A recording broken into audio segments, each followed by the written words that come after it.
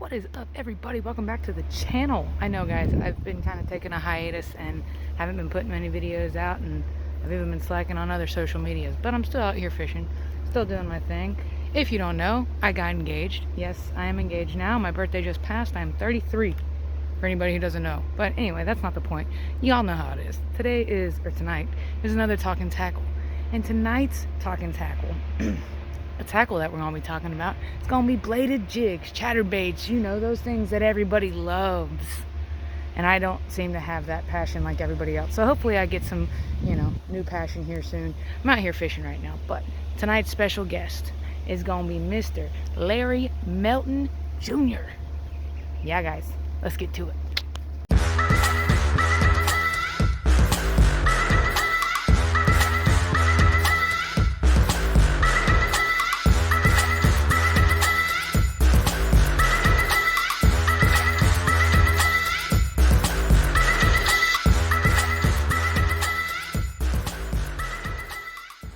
All right, here we are for another Talkin Tackle Thursday. Guys, tonight's special guest is Mr. Larry Melton Jr. Give him your tags. I'm not sure of all the tags across the board, but I know it's like L Melton and things like that. But go ahead and introduce yourself. Oh, before that, the tackle that we're going to be talking about is going to be Chatterbaits, which I'm really interested in getting into. But go ahead, introduce yourself, tell everybody who you are and all that fun good stuff.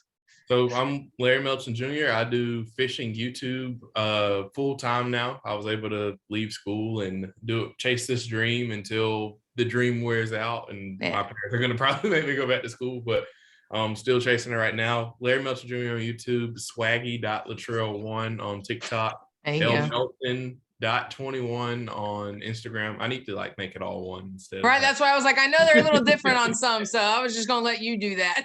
Yeah, I need to just get one username and stick with it, but they're all like the same usernames I was using before I was making fishing content, so I never really changed them. Right. So then, now it would be kind of well. I guess, you can probably change the names. Maybe I don't know. It's always one of those questionable things about changing something because you're like, people know me as that though on that platform. You know. I tell people that would look like TikTok. If you make a TikTok and you're gonna post videos, don't make it like Crazy Boy 69 or whatever. Like, if you don't want them to be your nick, they're like what people call you, because when I go out in public, people call me Swaggy all the time. And I don't like that was the only time I've ever made my username Swaggy Latrell, and it wasn't to make fishing content. I just made it because I thought TikTok was like this dumb app, so I'm gonna come up with a dumb username. That's funny. Yeah. So and then now if you change it now, I wonder what people would think. I mean, I guess because generally I know you're Larry Melton. I know yours L Melton. Like that's what I know you kind of as. But that's because I use a lot of Instagram and YouTube. Those are my two main platforms. I do TikTok too sometimes. I mean, I like to try to dabble in all the little social networks. Yeah. So tonight we're gonna be talking about the Chatterbait. Tell me why the Chatterbait. Like what is the hype about the Chatterbait? Why the Chatterbait right now? Honestly, the first 2 or really 3-4 years of me bass fishing, I tied a chatterbait on wrong. I didn't tie it on from the blade. I tied on from where the blade connects to the head. So I didn't even know how to rig it. I never caught anything on it, even when I figured out how to tie it on right. I never caught anything on it. Like, I don't know what it is, if it was the ponds I was fishing or what, but really, honestly, this year, or a little bit, probably since September of last year, chatterbaits probably become one of my top 3 favorite bass fishing lures. So year round, I can catch a fish on a chatterbait, and I really think it imitates the bluegill so well. And down here in the South, that's our main thing, I'd say, especially in Alabama. We don't really. A lot of ponds are just bluegill based. They're not really shad or anything like that. Same here. Yeah, I'm in Georgia, so same. Yeah. So a green pumpkin chatterbait is just money year round. White in any lure is always good. Yeah. And I think it's just the vibration from the blade, and then just the skirt of how the skirt swims. I couldn't tell you why fish like it, but it's just you just know it works. Yeah, that's how I am with fishing. Like, I can't tell you what it is about it. I just know if you throw it in the water 100 times, you're going to catch at least 5 fish. So okay, so you said before, maybe it was the ponds that you were fishing. So did you start fishing newer ponds and then you started catching them on the newer ponds, or What like made that switch for you? Yeah, so when I first started, I was fishing like one of my buddy's ponds, his little backyard pond, and I fished that pond, only that pond, for about 3 years, and I could only catch like Texas rig fish and maybe like Wow. one crankbait every now and then. So once I kind of like moved away from home, went to school, and then started like researching, getting on Google Maps and fishing other ponds with like different bottom compositions, whatnot, I Yeah. started catching fish on a chatterbait. So Okay. I actually just got back from filming a video where I was just kind of talking about that, where Nice. different ponds have different patterns. So chatterbait might not be money in the pond that you're fishing, but still buy it, still try it at the next pond. And that's just kind of goes back to making sure that you're fishing more than one pond. You know, if you really want to learn how to bass fish, one pond isn't going to teach you how to bass fish, because there's some ponds, a green pumpkin or a watermelon red Cinco is just going to be money, but in other ponds, fish don't even want to see it, you know. So making sure that you try to like differentiate. I always struggle with that word. That's cool. I don't think I can say it really. Differentiate. It's a tough word, I think. There's too many syllables in it for me. It's too long. It's fine. Yeah. Make sure you're just fishing different ponds and trying different stuff. Because I mean, in one pond you're gonna find that chatterbait works, and then like a different retrieve of the chatterbait might work. Like if you reel it, then pause it, you know, it might trigger more bites than just a constant retrieve. But all fishing is that I tell people, you can watch all the fishing videos you want to in the world, but you have to make sure that like you're actually going out and fishing. Yeah. Not going but out stop watching the video and go out and fish. That's how I actually said that in one of my last Talkin Tackles, because I was in the live I did the other night with Bass Geek. Somebody had said something about how can I catch more fish or something. It was like a question. And like the answer was stop watching the videos and just go out there and fish. Like that's the only way you're going to be able to catch more fish is if you actually go out and put the time on the water. Yeah. That's just how it is. A few minutes ago, a couple seconds ago, you said something about how you you went to college and you were looking at Google Maps and stuff like that. Did you find a similar bottom composition on the lake? Like, is there similarities to the pond you were fishing that started getting you more strikes on the chatterbait, or did it just kind of? I think what it was is the pond that I fished growing up, it always like around March, April, it'd be covered with grass. So like a frog bite, or frog was the only thing that you could throw. Okay. So you could go catch however many fish you really wanted to, all under 2 pounds on a frog. So when I started to fish like different ponds that have standing timber in them and ponds that have grass like hydrilla and all this different grass, and you can like roll a chatterbait over the top of the grass, I think that's where it kind of, the opportunity really wasn't there for a chatterbait. One, I was tying it on wrong. Two, the opportunity wasn't really there. It just wasn't the right pond for it. It didn't set up good for a chatterbait. So just goes back to making sure that you're trying different ponds, because you get invited out on a boat, you know, lakes have 30 different ways you can fish a lake, you know. You no joke, right? Same lake. Yeah. So it's the same thing, you know, like just ponds are a great way to become a well-rounded fisherman, because there's a technique for every pond that's going to work. They're all different. I think that, you know, a lot of people don't, unless you're dedicated to pond hopping a lot of the time, I think, you know, you just kind of, you don't really realize how different one pond is from the next, unless you literally have gone to like almost every other pond around here. But they are their own, they're their own little ecosystem. They're always, you know, you have one that's in pre-spawn, you'll have one that's in spawn, and then you'll have one that's in post-spawn, and they're all within like 10-15 minutes of each other. So I think a lot of people, like you said, you can definitely become a well-rounded angler if you go pond hopping and actually go out and again put the time out on the water. Now, as far as like the setup goes, what are you using for your setup? What's your go-to setup for your chatterbait?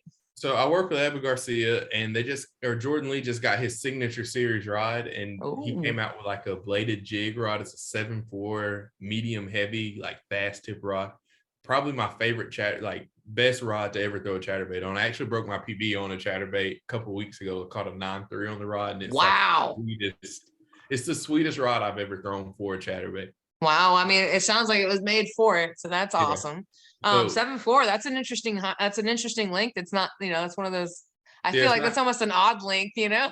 Yeah, it's not the 7-foot medium heavy, because that's what I always tell people. You want one rod, go 7-foot medium heavy. If you're just starting out, you can do it. Absolutely. Yeah. I guess that extra 4 inches of the tip it's a fast tip. So like gives pretty Makes well. the difference. Yeah, and I feel like it really does make a really big difference in hooking up on some fish or even getting a fish to bite versus fishing that 7 foot where the fish might not even pay attention to it. Yeah, sometimes it needs that extra little oomph. Yeah. What kind of reel are you using? What's the speed on it and stuff like that? Normally 7-1-1. If I can, Okay. I tend to reel really fast. That's like my number one comments in my videos, do slow it down. But my mind just doesn't let me. Like I cast, I'm just like, so That's I one of those normally, things I think comes with like the ADD or the ADHD almost. It's like you just your mind's just wanting to be like, nope, no fish, let's go. yeah, exactly. So I'm doing 7-1-1 most of the time. If I have it 6-4-1, really I could probably even slow it down to a 5-4-1 if the blade if I can get good vibration off the blade. Yeah, that's pretty slow. 5-4-1, just to slow roll it off the bottom. I mean, I guess in the right season, it probably would be pretty ideal because you said you can fish them. You said you can catch them all year round on a chatterbait. So, like, break down the seasons for me as far as favorite to least favorite. Like, where does it shine and where is it the least? I know it's year round, but I know there's like a time and a place where it's like best.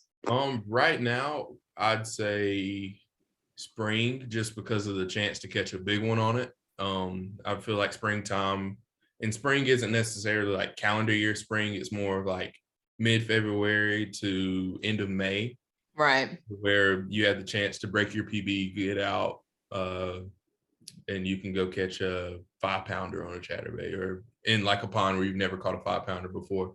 Right. First would definitely be spring. Second would probably be like summer, but that's like a morning, evening bite. There you go. Like dog days of summer, it's a worm, not in the middle of the day. Yeah, it's not a middle of the day unless your pond is just never fished and right. Crazy. And then fall, and then last winter. I think you can catch them in winter, but like it's always on select days. It's either I catch none or I catch 7 on it in the winter time. So wow. And do you fish it differently in the winter? Like, are you slowing? Like, I'm sure you're slow rolling it. I've heard a lot of people fish it more like a jig in the winter time. That would be like the 5-4-1 days where you just cast it out. You count to 10, let it sink to the bottom, and you're just barely rolling it, just barely enough to where you can feel the blade going. So, yeah, that's cool. And so of course, do you use a trailer hook? I don't on a chatterbait. I really don't use trailer hooks on most of my lures unless it comes with a trailer hook. I need to probably, but I think it's one of those fits. That's almost like a toss up. I feel like with trailer, I don't use them either, but like I've talked to plenty of people who do use them and swear by them and blah blah blah. And I mean, as far as a short strike, I mean, it makes sense for something that might be short striking it, but then at the same time, I know when I was talking about spinner baits, if they're coming for it, they tend to just engulf the whole thing. So it's like, I guess it's like nice to have the extra just in case, but I don't know. I've never used them myself. Yeah. But what about trailers in general? What kind of trailers are you putting on them? Berkeley makes a trailer called the Deal. It's kind of like a swim bait, but it has it's like a crawl. It's more like a crawl, but the 2 pinchers per se on the crawl are really thin. So it kind of gives like a bluegill action. Also, I use a crawl, and instead of rigging it like the traditional way, I'll rig it sideways because this looks more natural. I do that. A bluegill tail versus doing it like this. So, I'll do that. I'll do that with like an Exo pod or something like that. Like it just because they have something just pretty subtle, not too crazy. That's got just a little bit of that action going. Yeah. I like that too. So as far as going back to I'm not even thinking what size line are you using? Like what's your deal there? 12 to 15, whatever is on the reel most of the time. It's not super specific. Like if I have a reel with like 20 pound, I'm not going to not throw the chatterbait on it, Right. Line is normally whatever. I kind of try to cater. Like if I'm throwing in something top water, normally it's like 30-pound braid if the top water lure has treble hooks. But as far as like chatterbaits or worms or whatever, normally it's anywhere from 12 to 20-pound fluoro. Yeah, fluoro's like that good overall. Like I feel like I have fluoro on most of my combos of some pound. So you said the top 3. So what are your other 2 that you like so much right now? What, lure wise? Yeah, you said chatterbait was in your top 3 right now. So I was just see that changes. So if I go out tomorrow and I catch a whole bunch of fish on a frog is number 1. There it goes. Fish are biting. Whatever I'm catching them on today. Yeah, if I had to take 3 lures to a pond, I'm gonna take Texas rig worm.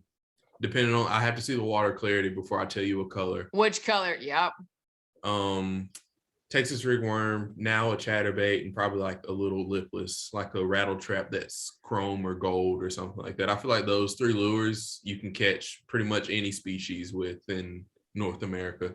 Right, or at least in the South. I mean, you know, today I was actually, what's funny is 2 of those, the Texas rig and the lipless are exactly what I was throwing today. And I caught 5 fish today. I went out for a couple hours or so and I caught a few. And I caught them on that. There's this, it's by Biospun. It's an Exo Ribbon, but they have this sick red color. I don't know the name of it, but it's like the bottom belly side of it's like red, and then the back side of it's like this black, and it almost looks like how the crawls are looking right now. You know what I mean? And it's a ribbon tail.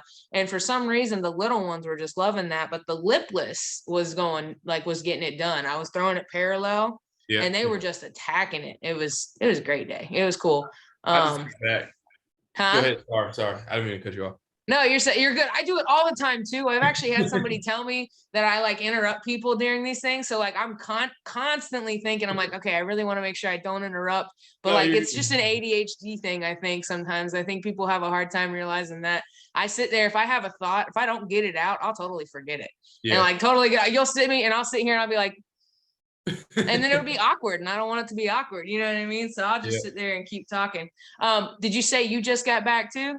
Yeah, I just got back and I caught 5 that were all like super small on a lipless. So, and I was trying to like everything I would say, the opposite would happen. So I was like, right now you can probably cast it parallel to the bank. I cast it out to the middle and catch like a super small fish. So, I mean, it's just part of it, you know. I was throwing them. Parallel was working for me. So, I mean, you at least know what's supposed to be working. Yeah, I'll save this clip out of this whenever you post it, and I'll put it in the video. So I'm like, okay, so it was working for somebody.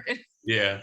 It was working for somebody. It just didn't work for me in the pond. I was at today. Yeah. Oh, man. And it was the lipless. I was throwing it lipless parallel, and it was working. I got almost the biggest I got today was almost 3. It was like 2.72 or something like that. Nothing crazy. She was spawning. But I got, you know, they were all little guys too, for the most part. Two almost like 3-pounders, and then the rest were like little guys, you know. One had a crazy great lateral line. I know that sounds so funny to like talk about, but like, you know what I mean? Like when you're pulling out a bunch and then one just has like a solid green line, it's like, dude, that thing looks so cool. That's my, like, I hate the fish that are like silver, you know, when you catch them and there's no line or anything. I love the ones that are like dark colors and like big line. Those are my favorite fish. He was aggressive too. He was like, he was all about it. And like I couldn't even hang on to him. The dang lipless fell right out, and I was like trying to take pictures, and like he kept swinging in the picture. I was like, man, God, he like would just going nuts. And he was the most aggressive, and he was probably one of the smaller ones I caught. But that's just how that is. I feel like the smaller ones that tend to be like almost more aggressive, because once you get the big ones on land, they're just kind of like, okay.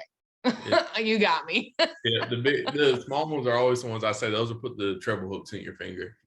Yeah, man. Like, and I'll have to play the video, the clip that because I had my GoPro going, and I was sitting there like I'm just kind of like trash talking to it, kind of like, man, you better be still. I was like, I swear, if you wiggle, and then it wiggles, and I was like, I'm just gonna let go. I don't like treble hooks, man.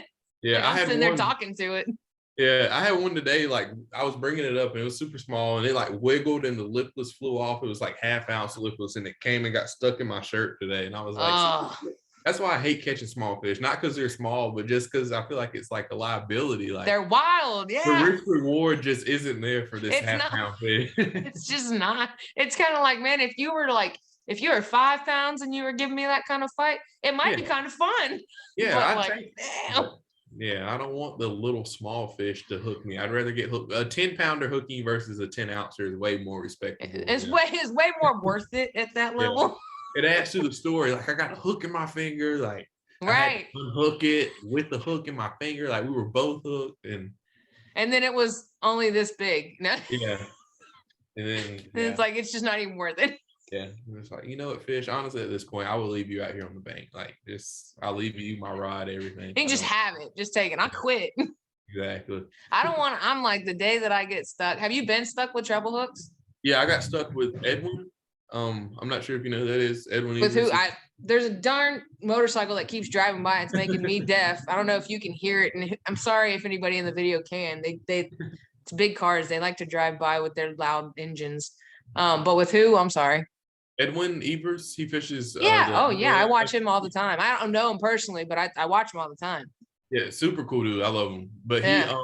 we were out fishing Chapos on his like topwater on his lake, and I caught like a 3-4 pounder, and like I put it in the boat, and I was trying to like put my hand over it to get it to stop flopping around, and like I look up, I look back down, there's a treble hook in my finger.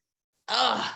But luckily, it got like the top part of my finger, so there's really no meat there. So he just wrapped some braid around it and like yanked the hook right out.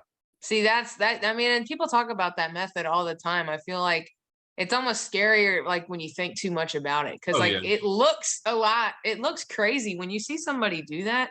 When you tie it around it and you just go, it's almost like pulling a tooth out, you know. But it apparently does. It doesn't. Did it hurt? It apparently doesn't hurt that bad. I didn't even like it. Kind of. I'm not gonna say it felt good, but it didn't have any. There was no feeling to it, you know.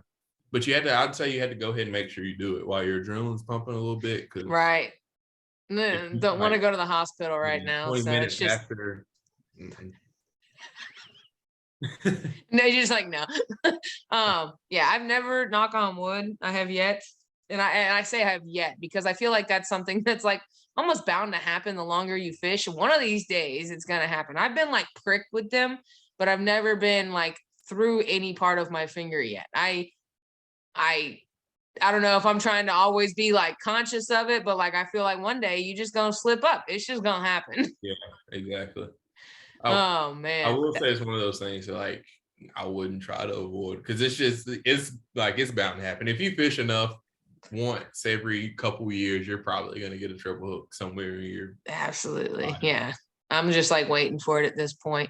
Yeah. So you said you like green pumpkin like as your go-to color. Now is that like your only go-to color when it comes to chatterbait? Was it green pumpkin that you said? Yeah. Right now it's like a mix between green pumpkin and white. Okay. So I caught my PB on green pumpkin, but also like I catch bigger, it seems like, on green pumpkin, but I catch more on white, if that makes sense. So I'm sure it's just a me thing, you know, or it's just like I haven't thrown the white in front of a big fish yet. It's always green pumpkin, but also the green pumpkin chatterbait I throw is a totally different style of chatterbait. It's like a wobblehead chatterbait. I was gonna say, because I mean chatterbait has so many, because I didn't know if you were talking specific, because let's just be real. I mean, bladed jigs are everybody calls them chatterbaits, regardless of like the brand, usually speaking. So like it's a generic name. So I was actually going to try to figure out if you were specifically talking about the chatterbait itself. And so and they have a ton. Yeah. Like they have a ton of different chatterbaits out there. Yeah. So you're talking about one that has a wobble head. Do you know the name of that one? It's the Z. I got it in a Monster Bass box. I have no clue. It's a ZMan something. It's got like a wobble head on it. Yeah, it's like a wobble head. Like I'm not sure if you call it a Texas rig, but you know you can buy like the little wobble heads that have the hook attached to them. Yeah, Same thing as that. It just has a skirt on it. And I think I like that because like the actual bait or the skirt itself wobbles separate from the head, of course. So like I feel like it kind of gives it a little bit different action. Maybe it swings a little bit under the water. And that's the one you have that's green pumpkin? Green pumpkin, yeah. Yeah. I wonder if the action has something to do with it too, you know? Like if that's just something that makes the bigger fish, because maybe it's something that they're not seeing as much, you know? You're walking behind me. You're good. But I'm sorry, if I was smiling like I was getting stared at. You're good. But no, I think I don't know, because I caught my PB on the one with the wobble head. So that would just make me think that the wobble head has a different, you know, it just has like a different action under the water, you know, right? Like it looks better for the fish because it gives it a little bit more natural flow. Yeah, I wonder. And what weight are you using? Like, what is your go-to? Normally for a chatterbait 3/8 ounce, but for that one, I have no clue. I know the head is really big on it though.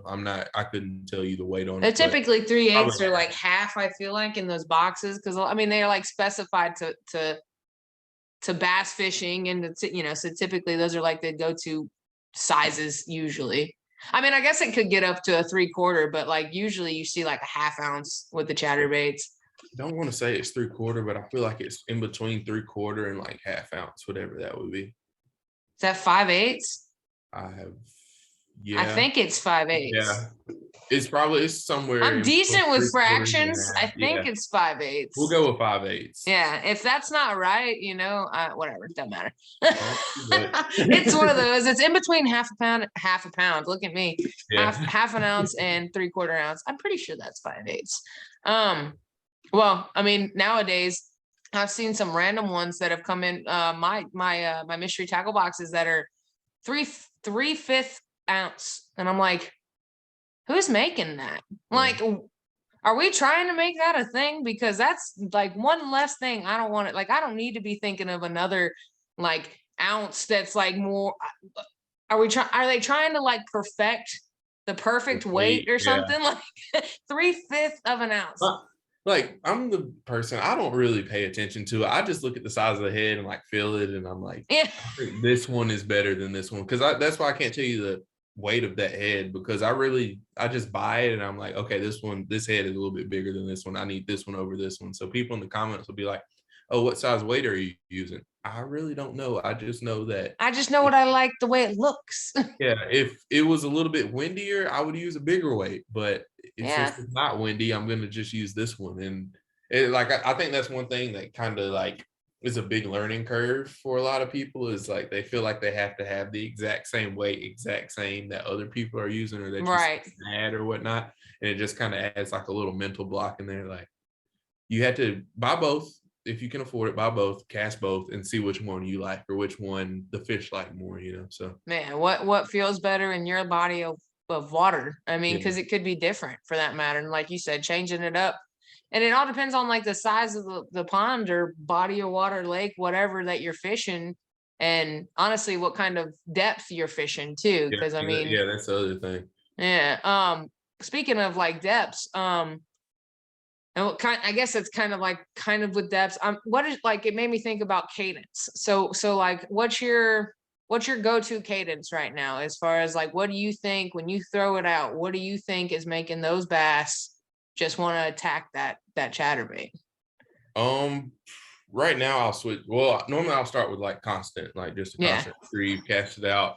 If I'm fishing more of like towards the bank, because a lot of times I'm fishing off of my kayak, so like if I'm casting back towards the bank, normally when it hits the water, I'll let it sink for a second or two, then just start reeling it, because it's not really that deep close to the bank. But if I cast it out to the middle, I'll cast it out, I'll count to 5 or 6, let it sink a little bit, then start winding it. I'll start off with just constant, and then if I'm not getting bite, if I haven't got bit on that in like 30 minutes, I'll switch over to like a cat or retrieve, and then like pause it, let it stop, retrieve, pause, let it stop. Or sometimes I'll even like yo-yo it, kind of, you know how you do like I'll even do that kind of off the bottom, and I'll get bites like that too. Okay. Do you ever let it hit to the bottom itself? Like you said, you let it sink. Now, do you ever let it get to the bottom and then like sometimes my patience just honestly isn't the best sometimes when it comes to that. So I mean, I'll just switch ponds if I haven't caught anything. That's funny. You're that guy. You're like, all right, this pond's off. I got to get to the next one. Yeah, see, I feel like I'm opposite of that a lot of times. Like when I go to a pond, I really want to be like, I'm almost too stubborn to leave it. Like if I'm not catching it, I'm almost like, I'm going to though. Yeah. Like, I mean, but that's a problem for me, because I feel like I spend too much time on a pond rather than not enough time. I think where my problem comes in is like, I'm also trying to film a video. Right. No, I get that. So, and it's like a full-time thing for me now. So if this pond, I haven't caught anything in an hour, I'm just going to go somewhere else and start fresh. You know, if it's middle of the day and I haven't caught anything, I need to like go try a different one. Maybe the fish are biting in this next pond. So if it's like fun fishing, I think I would stay and kind of like try to figure it out a little bit more. But as far as like YouTube, if I'm doing like a challenge video, if I have when you're working, like I have to go catch fish. You know?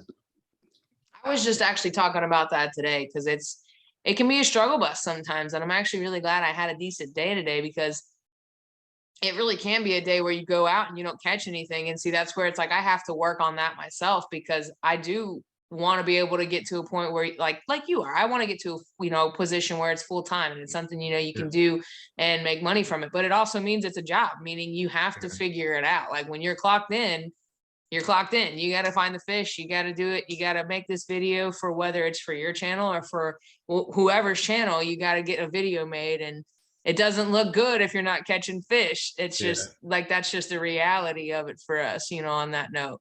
You know, people don't mind seeing you get skunked, but let's be real, that's not getting the views. Yeah. Yeah. So that's the struggle bus on that. Now, what's your favorite, just like in as far as like how life goes, what's your favorite platform to like make stuff for? Like, I know you like your TikToks and stuff like that, but like, what is your fun? What do you enjoy the most? I like doing like a good YouTube video, you know, one that like you have all the shots that you want to put in the video, and you know, you recorded over the course of 2 days and you think it's going to do well, and then it ends up actually doing well. That whole process, like when it comes full circle, I'd say that.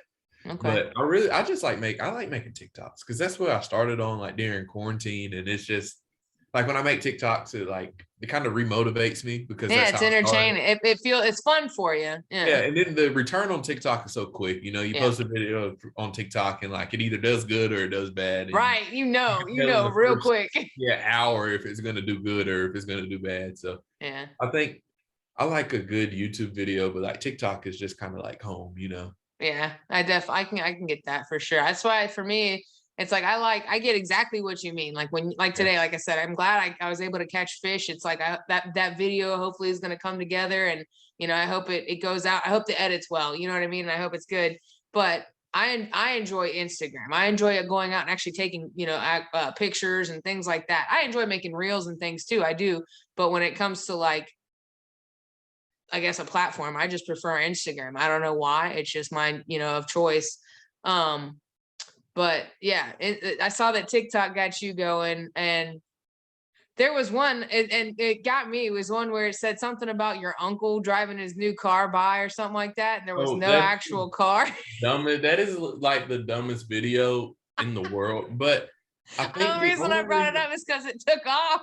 Yeah, the only reason why that video did good, and this is what I tell people, if you ever come across a sound that you can make a video for, and there's no like, I know that video is typed in English, but it can go for any country. That's why that video did so good, because the majority of people that watched that video weren't from the US. Because there's a list of like universal sounds, like racking a shotgun is I'm not sure if I can say that if you're going to post that on YouTube, but racking a shotgun is a universal sound. You know, if you hear somebody rack a shotgun, you're like, that's a shotgun. Right. Car sounds are universal. Yeah. A laugh is universal. You know, so if you hear that car sound coming, and people in the comments are like, it's not even a car. They're like, it's a super bike. So you got me. I was sitting there watching. I'm like, I don't see anything coming down this damn road. I want to remake it. Like, I want to redo it just to see if it'll do good again. Find like a really pretty road and be like, my uncle bought another new car. Oh God, it probably would just because, like you said. I wonder if that must be the thing. So I'm gonna have to try that now, just see what happens. But I hate that video did so good because some other, like, I found the sound, of course, I found it from somebody else, but like there were only 3 people that made it. My video was the top one, but another guy made another video using that same sound after I had made mine. I know he had to see my video first, and he got his videos like posted on House of Highlights and like Sports Center or whatnot. Wow. Basically the same thing, but mine didn't make. I guess my background wasn't cool enough and his was better. Lame. Yeah, so I'm kind of salty about that. I should have been. I would be too. You're like, man, come on, what the heck? I had it first. Yeah, whatever. We'll get there one day. Whatever. We won't talk about it. It's fine. Whatever. One day, it's cool. You'll make it one day. You gotta make, maybe when you do the re one, you gotta find like the dope background in the back and do it right. Oh, that's hilarious. I'm sitting here trying to think about, you know, because the basics for the Chatterbait are pretty. So, do you use any other kind of bladed bait? Because I know I said earlier that, you know, there are different ones out there. Are you strictly Chatterbait with ZMan, or do you try other ones? Do you find success with other ones? Not really. I'm all ZMan. I got you. I think ZMan is just really the only one that's like sold in stores. I mean, Strike King has the Thunder Cricket. I've fished that a little bit. I've caught a couple on it, but I think first the Z-Man's $4.99 versus like $10.99, and $10.99. I try to stay. I I try to say like realistic, and I know there's a lot of kids that watch my videos, and you can buy 2 for $4.99, or you can buy 1 for $10.99. You're gonna go with the 2 option most of the time, you know. So Yeah, I mean, makes sense, especially when I, they have the reputation. yeah, so I try to keep that in mind too. Like when I go out and tackle shop, I have a few like expensive lures, but I try not to go every video is like I'm buying this crazy expensive lure that like you Yeah. couldn't go out and go buy, you know. So not you, but whoever's Yeah, watching yeah, the video, go buy. yeah. So yeah, I think mainly Z-Man. I have gotten some of those. They sell just like the blades that you can put on a jig. So I've gotten some of those out of a monster bass box that I want to try out. So I think that would be kind of cool, like to put on a swim jig or something like that. Does it have like a whole like? So there's like a little snap on the bottom. Okay, I'm like the, sitting here like, how? blade. Where does it connect? I guess the line hole. Yeah, so yeah, basically where you connect the line, you connect the blade, and then you just tie the line to the blade. So you can take the blade off of different lures. So basically you could put on like just a bare hook, and you could swim a worm with the blade on it. Huh. That would be interesting. Yeah, so I want to try that out. I wonder how that blade action will work. I've heard that one of the biggest things about Z-Man, the reason why their blade, because it's like the kick action, like from when like it hits the bottom.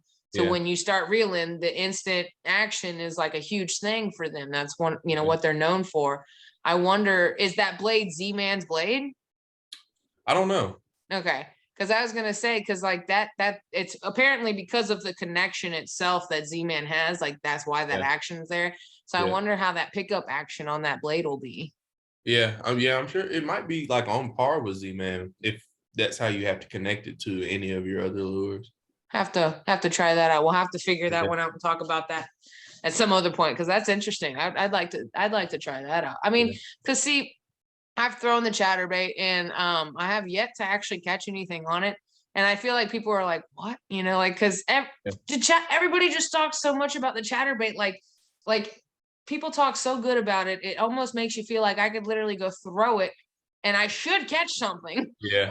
Like the way people talk about how great it is. And I've thrown it, and like I'm really wondering, like you said earlier, if it's just the water, even though I'm fishing around a wood and I'm fishing like the right areas and I'm fishing it in the right spots, but for some reason I just can't seem to get a bite. But it could be the color. I'm using mainly chartreuse and white. So maybe I need to try like some sort of bluegill or green pumpkin. Huh? What color's the water? Well, it depends. A lot of the times it's like that. It's always got like this, like a tan hue to it, I guess you could say. I don't know what, I can't ever get that word right. Like chocolate, but it's like it's brown water. But it's clear. It's clear, yeah. So I've caught on that wobblehead chatterbait. I've caught a couple 3-pounders on water, that like clarity, and then also white. See, and I've heard white's supposed to work, so that's why again, a lot of people talk highly about a white and white and chartreuse, whatever. They talk highly about that with the chatterbait. So like you almost feel like you're supposed to catch something on it, but like I don't know, maybe I really need to change the color up. I've thrown the clickbait and I've caught something on the clickbait, but not like it was like a fluke. I've caught one. I didn't catch consistently, you know what I mean? So like who knows, that guy just, I don't know what he decided to do, but you know, I didn't catch a pattern there with that. So I'd love to get on it. I love the idea behind it because I love jigs in general. And like, it all adds up. You know what I mean? Like, it's like why I like a spinnerbait. It's perfect for like the windy days and things like that. So like, it's the same thing pretty much. You know what I mean? Like, that's why I feel like the chatterbait so, I want to love it so much, but it just doesn't seem to want to love me back. But maybe I just need to get the right colors going for me or something. Yeah. And then it's different. Like, it seems like a lure that you're getting skunked on, that everybody else loves. Like, mine is always a drop shot. Like, I've never caught a fish on a drop shot or a wacky rig. I've never caught a single. No way. Yeah, and you're a pond hopper. Yeah, and I fish them all the time, or not all the time because I don't. Yeah. But I've never caught a fish on a wacky rig, and people like swear by it. Like, hey, go through chartreuse, pumpkin seed, whatever, wacky rig, and you'll catch them. I'll go out and do it. Nothing. Wow. That's kind of shocking to me because especially the drop shot. You've never caught a fish on a drop shot? I think my thing is too, I don't like tying leaders. I'm kind of lazy when it comes to that. So like my drop shot would have to be like straight braid on like a spinning combo. And I don't know how well that would work. I mean, I don't see why. I mean, unless they could really see your line, I guess, that's really like my biggest thing with that, because you could probably make it work. Yeah. That's what, like, I feel like with anglers, especially, it's like, when you take something, just like, let's say you're just taking one combo out, you got to make it work somehow, So I bet you could make it work, but I wonder if they'd see your line. Dang, there was something else I was going to say there too. I don't even remember what it was. Well, and because I wonder if, earlier you were talking about, and I do it too, taking the time to actually do it. I mean, a drop shot definitely takes, you got to really slow down for a drop shot. It's not one of those things, even though I've had people tell me they just swam it in and they've caught on it. Just it coming like steady retrieving it and they've caught on it, which is kind of foreign. It doesn't usually happen that way, but I guess it can. It happens, yeah. Yeah, but I don't know. It takes a lot of patience, I guess. I've caught fish on a drop shot for sure. I haven't caught as many on a wacky rig. I mean, it's not like a most common thing, but I don't throw it that often either. I enjoy throwing something that's moving typically. Yeah, I'm the same way. I'm straight like power fisherman, like. Yeah. And then if that doesn't work, if I can catch them on a worm, I love catching them on a worm if I know that like the fish are going to bite it. But yeah, I don't. And it's usually Texas rig, Yeah. I don't want to go out to a pond with like, I'm going to throw this worm today. Yeah. I want to try something that's moving. That's why I was like, that's kind of what it was working for me. I was throwing the lipless around and it was working. And then it finally just actually I lost it. I think it was still working, but I ended up losing it. So then I was like, well, hell, so I didn't want to tie anything else on because I was about to leave. So I threw the worm out and got another one. And I was like, maybe it's turning over, because that's how it works with ponds. Sometimes they'll be like going after what's moving. And then it just slows down and they just want to take what's just laying there in front of them. Yeah. But and it's crazy how it switches from like 30-minute periods, or even by the bankers, and like what side of the pond you're on. Chatterbait could be, or lipless could be good over here. Then you go to the other bank and you're catching them on a drop shot or wacky rig or Texas rig. It's interesting like how each pond is so different. I agree for sure. I think that's something we can definitely connect on with that, because like I said, I wonder if people really understand like how different one pond can be from another. And it's tough because you really got to be able to like stay on top of it and like almost figure out which pond you're going to go to for that, or what ponds you're going to, because if you're going to two different ponds, are you prepared for both ponds? Because they could be two different places, they could be wanting two completely different things. I have a pond that like, I swear the only thing that they want is like a white fluke. Yeah. I don't even know if it's or a white worm, like a white Cinco. One of the two. It's like anything else, it's like a fluke. Like it won't. It's random bites. Yeah. But like a consistent bite at this one pond is a white fluke or a white Cinco. I don't know why. I caught my first bass on. It was a white fluke with like the chartreuse tail at that pond I used to fish. Like that was always. I knew I could go out and catch at least like 4 or 5. Yeah, a white fluke with a chartreuse tail. Man, those things like that. That's like when I see those, it's just like it reignites the like passion for bass fishing, because it's like what started it. I go home, watch like the OG people on YouTube and like see what they were throwing, and then like I go buy some of it, none of it worked, and I pull out that white fluke and just catch them left and right and just slay them on that. Yeah, I mean white flukes really can't. I like flukes in general, like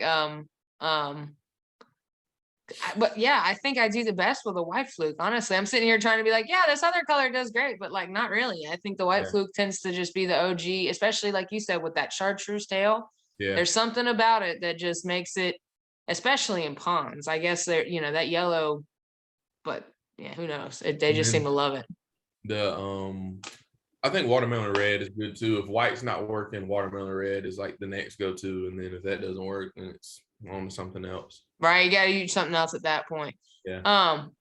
So what are your favorite soft plastics? I know we're kind of off subject at this point, but like this is what happens is you kind of get to a point of like, okay, we got all the nitty gritty out when it comes to what more can you really talk about with the chatterbait? Do you ever put swimtails on a chatterbait? Yeah, sometimes swim baits. Yeah, it's just kind of whatever's closest or whatever I think looks the best. Or if I see like big bluegills in the pond, then I'll put like a big swim bait or a big tail on the back just to kind of beef up the profile. Have you ever put a fluke on one? I have not. I just feel like, do you? I think I've tried it once. I mean, but like again, that's not saying much because I've never caught one on it, so I don't know what that means. You know what I mean? I think I've tried it though, but you know, I'm always trying something. I feel like the action from the fluke wouldn't be like as good as a swim bait or like a. That's true. Or like a crawl or whatever. Maybe it would do better in the wintertime or something. Yeah, something a little bit more. Because it just needs that subtlety, you know. Good to try. I need to write that down. There you go. I'm gonna have to see. I got this recording, so you know. Once you're using it, you know, I need the credit because it's gonna be the next best thing. No. Hey, shout out to you. You're right. You're right. Yeah, dude, that'd be cool though. For real, I don't see why a fluke wouldn't work. Because it's like the subtle action, or in the wintertime at least. Like I think that would be kind of cool. It adds up. You know what I mean? I'd have to try it though. I definitely want to get more confidence in the chatterbait. In the chatterbait itself, I actually have a black and blue. They have that new mini chatterbait. Yeah. And I got it because I thought, okay, smaller profile, you know, smaller pond kind of thing. Maybe it'll do good. And I lost the first one, and I actually ended up getting Carl's has a lure insurance thing now. So like if you lose one within a certain time, huh? That's real? Yeah. I didn't know that was real. I remember saying that like last year. Yeah, it's real. I remember saying that last year. That's pretty cool. Yeah, the way it works is it's kind of like they have like certain items that are like within your last purchases or something like that. Yeah. And you know, you go in and you're just like, you get like so many you can get within, I guess, I don't know if it's within a year or whatever it is, you know, you get like 5 or 6 of them within that time frame. And yeah, I ended up claiming one on that, and you have to spend, I think, $30 first to get it, but it's not hard to spend $30 on fishing stuff. Let's just be real. But yeah, I ended up getting another one, and I actually haven't used it yet because I don't have the confidence to really have like the urge to be like, yeah, I want to go fish it, but I haven't, and it looks cool, but I need to find like. Go ahead. No, I was just gonna say I need to just find the right, like I need to make myself go out and use it, but yeah, it has to also be on the right day because it's black and blue. Like I should have thought about that. I feel like. Yeah, but I mean that could be like a smaller profile. Might be a little bit better than fishing like the regular size. Have you seen the big blade chatterbaits?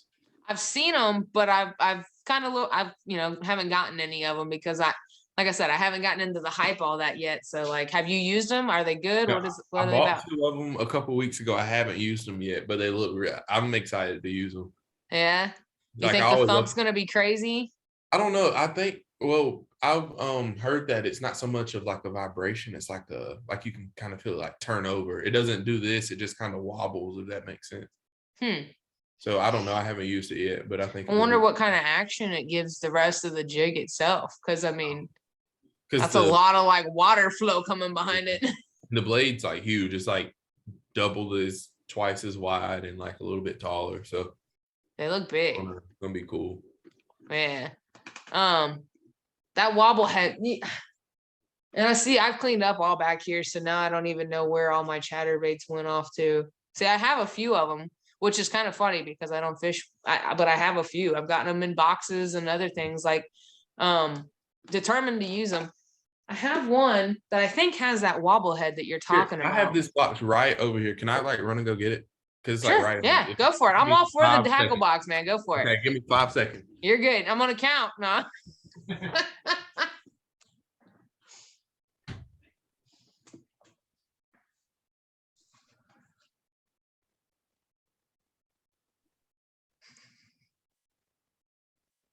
This is the entertaining part. Now he's probably hearing me talk too, wondering. I really do not know where I put mine.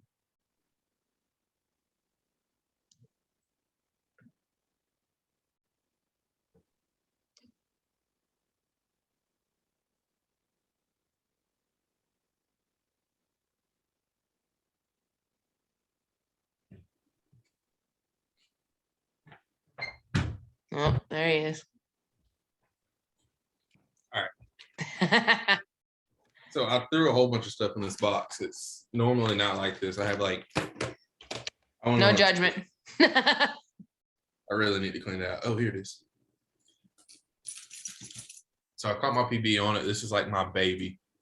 Oh yeah. But the head on it just kind of, it wobbles. Yeah, I feel like I have one of those. You almost make me want to go look too, but I'm not. All right, now it's my turn to go look. Yeah, go find it. I feel like I have one. I have that same one, but it's in like a PB&J color.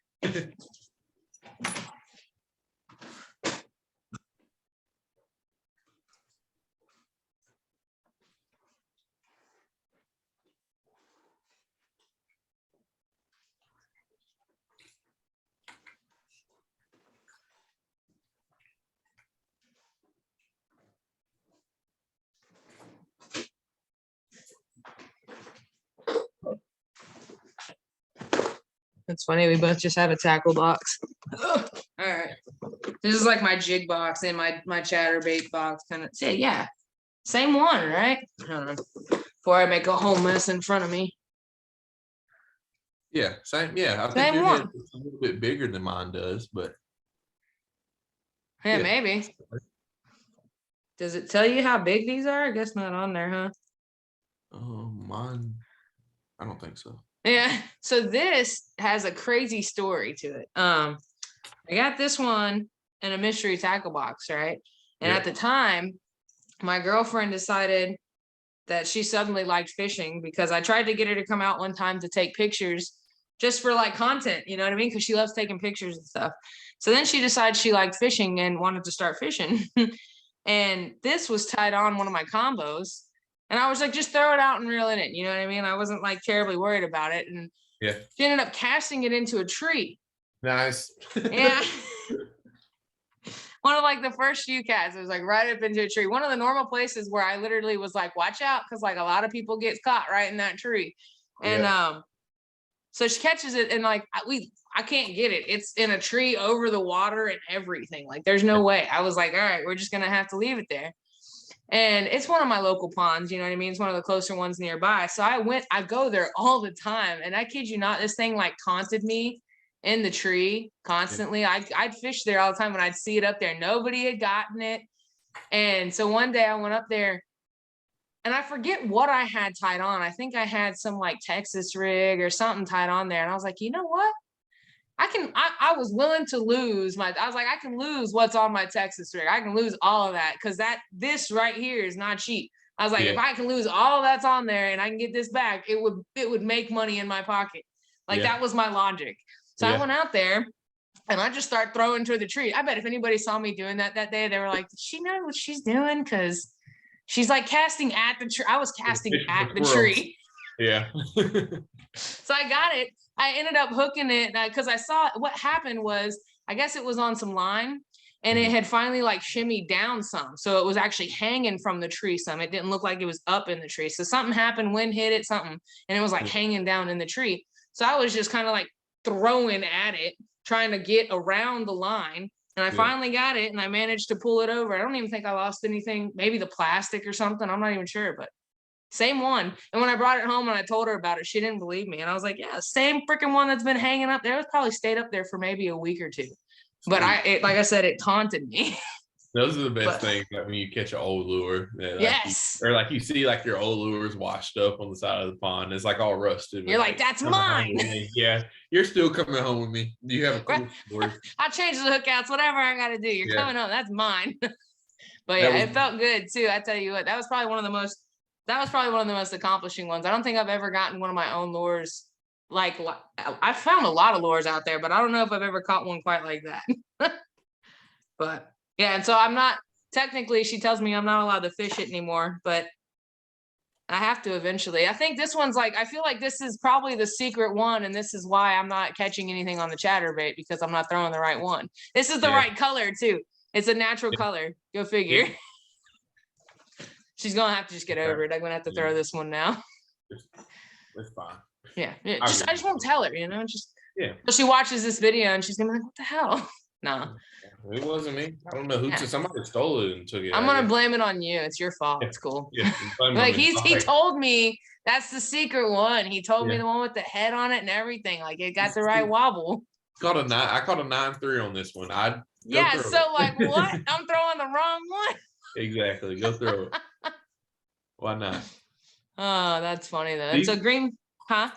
these are the big blade chatterbaits. So I got 2 of them. And I mean, it's the same thing, same. I think the hook is a little bit thicker on it. Is the skirt longer on it? Yeah, it looks like it's a little thicker. Yeah, so Skirt's longer. yeah, and the blade's just like twice the size. Yeah, it almost looks like you have that micro one next to it compared. It looks like a normal and a micro. Yeah. It's too bad you don't have the micro. Man, I don't even know where that one is right now. I'll be like, hold it up and be like, show you how small that one is. Yeah, it's just a tiny little blade. I know what you're talking about. I've never bought one though. I need to try to. That would probably be pretty good too, though. I feel like it's got potential for sure. Like as far as like it all adds up, and it's got the right profile for pressured ponds. I feel like especially. Yeah. Or like creek blue, or that'd probably be money for like. Yeah. Now I'm tempted to get it in another color. I mean, black and blue is good, but black and blue I feel like works on specific days almost. Natural colors are always like the go-to for me. Yeah, but you'd be surprised. I've had good days on black and blue stuff when like it's not black and blue conditions. I feel like black and blue is a good just overall throw it and try it. If it doesn't work in 30 minutes, take it off and try something else. But like black and blue is one of those colors that could be almost like an any day color. Sorry, that's true. No, you're good. It happens when you start getting started. You can't stop. Yeah, I understand that now because I'll be looking at here and like, ooh, look at this one. I haven't seen this one in a while. Oh God, I've been doing that in here because I'm gonna start airbrushing here soon. I say I'm going to start, like I have it all ready. And so I had to literally take all my fishing stuff that was over on this counter, everything that I had, like it was where all my stuff was, because I want to set it up for my airbrushing. And so I've had to go through everything and put them in new boxes, and like half the stuff I was going, oh, I totally forgot I had some of the stuff's not even open yet. Yeah. I totally forgot that. I'm like, oh yeah, I wanted to do a review video on that, and I haven't even opened it yet. There's this little live target thing that I think I talked about not that long ago. In one of my videos, I talked about how I'm gonna go out and I'm gonna make a review video on this thing. It's like it reminds me of a little Alabama rig, but it's like a spinner. Yeah, I know what you're talking about. It has like 3. Mm-hmm. Yeah, I know. Like 3 dummies on it or whatever. It looks like a little, but so I've been talking about wanting to do a review on that one and going and using it. I haven't even opened it yet. Yeah. Because when I go out fishing, my problem lately has been more or less that I've been home so much, or not even home. I've been working, or I've been like taking care of my puppy. I just haven't been out fishing as often as I used to. And so like when I go out to fish, I'm just kind of like, all I want to do is go fish. Yeah. So I've had a harder time disciplining myself almost, as far as being like, you need to do this and, use this, even if you're not going to catch fish on it, which kind of stinks. But like, I want to learn how to use a lot of different things. And I know a lot of that has to do with like practicing and using it right. But it's tough when you go to a pond and you're like, but I know this will work. Yeah. I have that problem. I'll go spend $100 in Bass Pro on like a challenge video, and I'll find one lure that works, and I'll throw that for the whole video instead of like the other 5 I have. But I mean, like when you're catching fish, you just kind of get in the moment. You're like, you know what? All that stuff isn't going to work. It doesn't even matter. Who cares? Yeah, like catching what catches it. Yeah, I'll go catch 20 on this lure that like is super common, like on a watermelon red worm or something like that. And then I have all this other stuff that people want to see, and I'm just like, I like catching these fish on this Texas rig. Y'all. Yeah, I mean, and that's the funny part is it's kind of like people want to see you use other things, but it's kind of like everybody else is doing the same thing. I feel like everybody else is going out and being like, I want to use something cool, but everybody else is also defaulting back to what they know will work. Yeah. I feel like that's just kind of how that's kind of how we're like programmed as anglers almost, because it's kind of like we go out, we want to catch fish. So we want to use what's going to catch the fish. And I was actually talking to, oh man, I'm going to forget who. I've talked to so many people lately, and it's been awesome. Really, it has been, but I'm almost getting my conversations mixed up. You know what I mean? Yeah. And now I done lost my train of thought of where I was even going with that. See, there's my ADHD. You're welcome. Pure moment right there. But like, we're programmed. So that's what I forget who I was talking to, but we're programmed a certain way to want to go out and catch fish. Whereas if you want to be like, really focused on something, you really do have to sit back and like discipline yourself almost. And like, okay, so you're going out to fish. don't take your go-to stuff. Yeah. Like if you really want to focus on something new, like don't take what you know you default to. Yeah. Just because if you take it, it's just going to happen. Like it naturally will find its way in your hand and you will find yourself fishing with it at some point or another, because it's easy to lose confidence in something you have no experience in, or like no confidence in. So, you know, you throw it a couple of times, you're not catching anything, you don't know what you're doing. And so you just stop throwing it. But Yeah. without with that lack of experience, you're never going to learn. Yeah. You know, so you can't sit there and be like, I want to learn it so bad. You know, you can watch 10 million videos, but you don't know what you're doing until you go do it.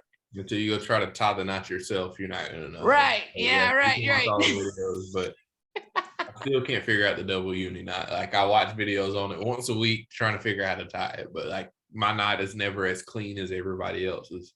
Really? Huh. Yeah. I mean, the double uni knot's not terrible for me. I don't know. I don't know if mine's, I don't know, a clean or not. I don't know. I like the polymer knot personally. That's me. That's yeah. all. It's like, oh, what knot are you tying? Polymer knot. Polymer knot. Yeah, it's like there's no variety there. There's no like random surprise. It's a polymer knot, like 90% of the time. And it's like with everything, it can work, and it doesn't matter the line that I use. I typically am tying a polymer knot. It's strong and it's easy. Yeah, that's the thing. I've never broken off on a polymer. Never. Like I've never broken off. Really, I've never broken off on well, I have broken off on fish, but that's like earlier when I probably wasn't tying it right.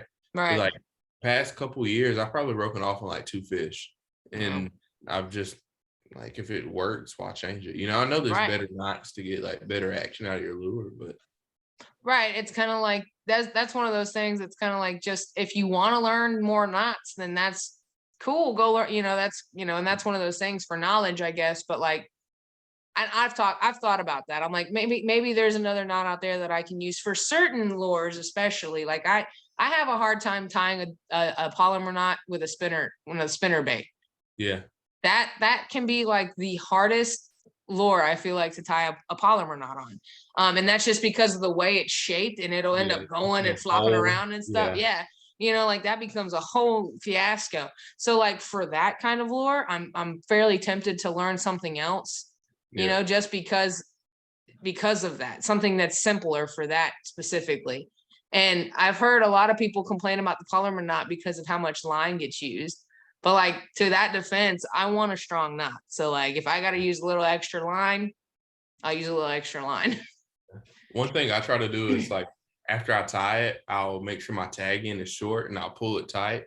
And then, or if I can't, you can only pull it so tight, or you can only pull it so far, but I'll pull from like the actual main line instead of pulling the tag in. And you can kind of control like how long your tag end is. It takes some like practice of like, I can explain it, but you won't really see it until you do it. But like, it's like where it pulls through. Like where it pulls from, like you can really control kind of how much your tag end is. Cause I had that same problem of like, I would have a foot of tag line that I would have to cut off, versus once you learn how to do that, you can kind of like, how big your knot needs to be and how big your loop needs to be around the lure, so you don't have as much tag on it. Yeah, well, see, that's something I got to practice more on too. I know what you're talking about though. It makes sense. Like it, because then that's something people talk about though, is apparently the extra line that people use for it. But I don't know. I don't have any kind of complaints for it. When it comes to your chatterbaits and things like that, do you ever trim the skirt at all? Not really. No. I have before in the past, like on a jig or something like that. But as far as a chatterbait, not really. I just kind of go with it. Do you have like a like what? I don't know if that's like a valid, like what size trailer are you using? Does it really make like a 3, like, you know what I mean? Like, is it a 3 or 4 inch, something like that? I have 2 of them on here. So this is what I started off with. I've probably had this chatterbait for years with the crawl. This is a Yum crawl, and I haven't fished this chatterbait probably since I bought it. You can see how old it is from the blade. It's just sat in this box. But let's see, where's that one I was just showing, the wobblehead one? She put it off to the right. I don't know. I put it somewhere. I just dropped it down in here. I have some that I use that are like, I have some that are like you see, like it's a swim bait, and it kind of extends out of the back a little bit. And then there's a couple different size deals that Berkeley makes. So like this one's pretty small, and this is kind of a small profile chatterbait, but I feel like that's perfect. Then they make one that's like a size up from this that I use. I don't think I have it in here, but yeah, I like the smaller size now because I feel like more compact. You kind of get more bites. You're not necessarily going to get like that huge. You can catch the smaller fish and the bigger fish on something like this versus like you just go the bigger fish. Yeah, just the big trailer, and you're only going to get those bigger bites because the small fish really can't even. Little intimidating. Yeah, they almost get scared of it. They I mean, I see them fly. They'll swim right past it. They don't care. They're scared. But one thing I will say about this one is it seems like I've caught a lot of big fish on this chatterbait, and it's a smaller profile than like a regular ZMan chatterbait. Okay, that's cool. And that's the one with the wobble? Yeah. I'm telling you, man, I'm gonna have to throw this one now. I feel like that wobble could probably mean like all the difference in the way it moves. Or maybe it's just a simple fact that like all the fish are getting used to like the standard chatterbait because like everybody's using them now, you know what I mean? Because they just were like the hype for the last 2 years. I feel like people just talk them up so much. And then Z-Man's coming out with a new version all the time. They got stealth blades now, and they got colored blades. They got all kinds of stuff. And I feel like this one specifically has really a different action than the other ones. That's one thing that I always talk about with like people that I fish with is like, how many times does like a new lure like the chatterbait come out, or how long is it that like there's a new craze of a like lure? I feel like the chatterbait is kind of like a new, like a new craze or a new wave lure that everybody's kind of on right now. But like, what's going to be the next chatterbait?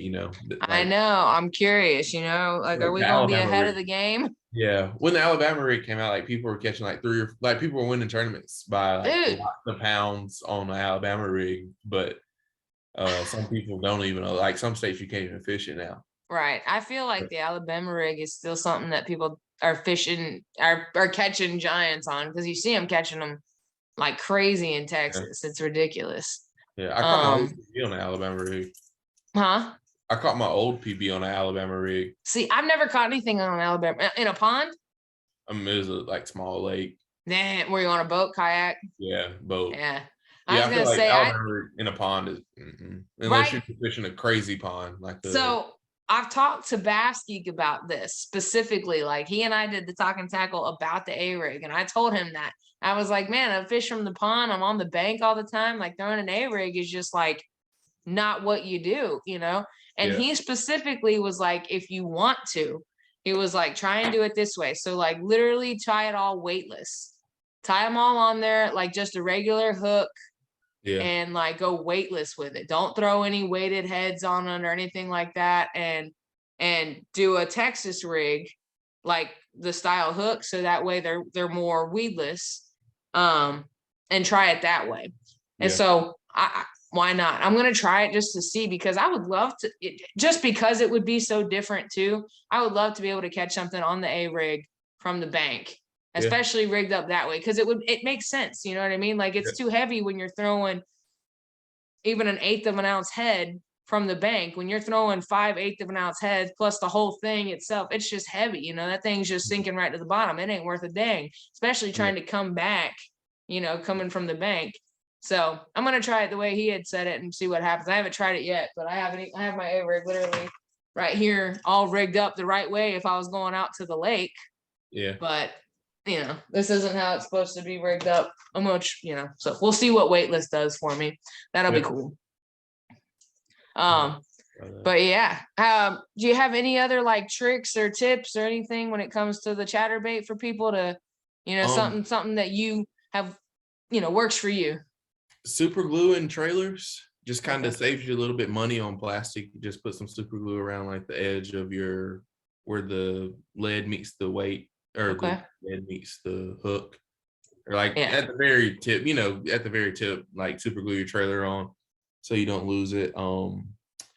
Trying a lot of different colors, I'd say. Get chartreuse white if you can afford it, Right. Yeah, for sure. Break the bank on it, but chartreuse white, green pumpkin, black and blue, even get like peanut butter and jelly, some crazy colors, and just go try it all. Try out different trailers, swim baits, crawls, find companies that make trailers or trailer specific lures. Yeah, they do have a bunch that are like made for chatterbaits now. Yeah. So that's cool for sure. My number one thing is like just buy stuff and try it. Like people can tell, like I don't really like hearing like, well, I'm not gonna say I don't like hearing tackle advice, but I like just to tell me what you like and then like let me go out and try it, you know, because absolutely I can tell you how to catch fish in my pond, but that's not going to work 100% of the time in your pond, you know. So yeah. It just goes with how we were talking about earlier. Like you have to go out and actually fish. For somebody can tell you how to do something all day long, but like you have to go do it yourself. You got to put the time on the water.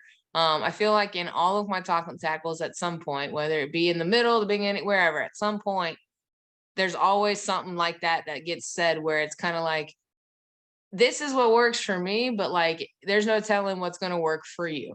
Yeah. So like, go out there, try it out and put it in your hands and just figure out what really works for you. I feel like, honestly, from all of my Talkin Tackles, even though we go into such nitty gritty detail sometimes, at the end of the day, the best advice out of all videos are to really just try it. Yeah. You know what I mean? If it works for you, great. But like, don't go into something almost like, I'm kind of hesitant with saying that. Don't go into something almost expecting it to work, because it may not. Yeah. Like, truth be told, I mean, and old school saying is, you know, they call it fishing, not catching. And there's a real reason behind that. You know what I mean? Because what works for you may not work for me. And every state's different. Every pond's different. Every body of water is different. I mean, it really just takes a lot, and I mean a lot of trial and error and just figuring it out. I think that's one of my favorite parts about fishing is it's never ending. You're always figuring out something new, I feel like. Always something new to learn, yeah. Yeah. And it's I feel like that's like one of those common passions amongst us all, because it's like, I guess that's one of those things, like most anglers must really enjoy learning, even though we won't admit to it. We really like to learn things, obviously. Yeah. Because you can't 100%. Stop learning with fishing. You just can't. Yeah. Yeah. Because if you cap yourself, then you end up getting stagnant and you end up like fishing ends up getting old then. So, yeah. But 100%. All right, man, we've been on here for a little over an hour now. I really appreciate you joining me. I really would like to do it again too. Like I said, I appreciate it. It's really cool always having, you know, different guests, new guests, and seeing what they have to say about because I'm sure Chatterbait's going to come up again in the future. So I always enjoy getting, you know, someone's input on it and what they think about it. Yeah. But yeah, I'd love to do it again. I'm probably going to be doing lives, hopefully in June. I'm trying to hold myself accountable for that. So if I get to being on live, I'd love to have you on there too. Sweet. I love to do it. All right. Well, I guess I'll talk to you next time. I appreciate it. And yeah, I'll see you next time. All right, man. All right. See you. All right. See ya. All right, y'all. I'm going to leave you there. Larry, man, I really appreciate it. I always love talking about tackle, especially tackle that I have to try to get more confidence in. So it's always good to learn. I love learning. I know that's such a nerdy thing to say, but I love to learn. And it's always fun meeting new people and really getting to bond. I feel like that's the biggest thing that I do with these guests, all that I have.